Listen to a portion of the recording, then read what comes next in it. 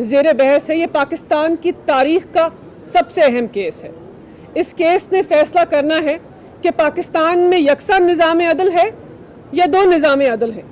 کیا اشرافیہ پاکستان کے آئین و قانون سے بالا تر ہیں؟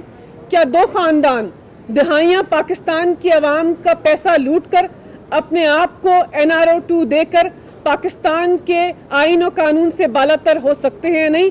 یہ اس کیس نے فیصلہ کرنا ہے۔ پاکستان کی اعلیٰ عدالت انصاف کا مرکز ہے۔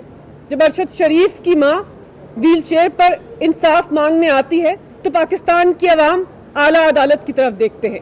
جب اعظم سواتی کو برہنہ کیا جاتا ہے، اس کو گھسیٹا جاتا ہے اسلام آباد سے لے کے لاڑکانہ تک، تو پاکستان کی عوام پاکستان کی اعلیٰ عدالت کی طرف دیکھتے ہیں۔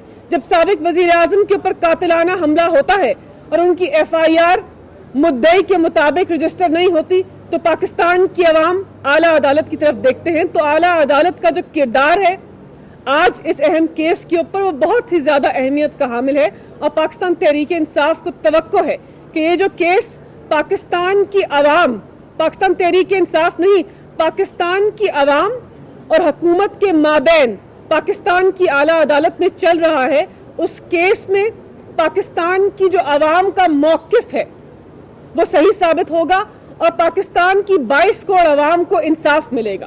یہاں پر ایک اور بات ثابت ہوئی ہے اور سینیٹر صاحب نے اس بات کی وضاحت کی ہے کہ آج پاکستان کے اندر جو آئین و قانون کی بالادستی ہے یا انصاف کا جو نظام ہے یا احتساب کا جو نظام ہے، اس کا نعرہ ایک آدمی بلند کر رہا ہے۔ ایک جماعت کا لیڈر محسن پاکستان عمران خان دیوار بنا ہوا ہے NRO2 اور ان لوگوں کے بیچ کے اندر۔ تو پاکستان کی عوام کے محبوب لیڈر کو بھی خراج تحسین پیش کرنا چاہتے ہیں۔ یہاں پر جو بنیادی بات ہوئی ہے کہ کس لیے نیب کے قانون کو سٹرائک ڈاؤن ہونا چاہیے، یعنی اس کو پاکستان کی اعلیٰ عدالت کو کالعدم قرار دینا چاہیے، وہ اس لیے دینا چاہیے کیونکہ یہ جو نیب کی ترامیم امپورٹڈ حکمرانوں نے کی ہے، جس طرح اپنے آپ کو NRO2 دیا ہے، یہ پاکستان کے اندر جو آئین کے اندر بنیادی انسانی حقوق درج ہیں، یہ ان کی خلاف ورزی ہے۔ بالخصوص آرٹیکل 14، آرٹیکل 24، آرٹیکل 25 اور آرٹیکل 9 کی خلاف ورزی ہے۔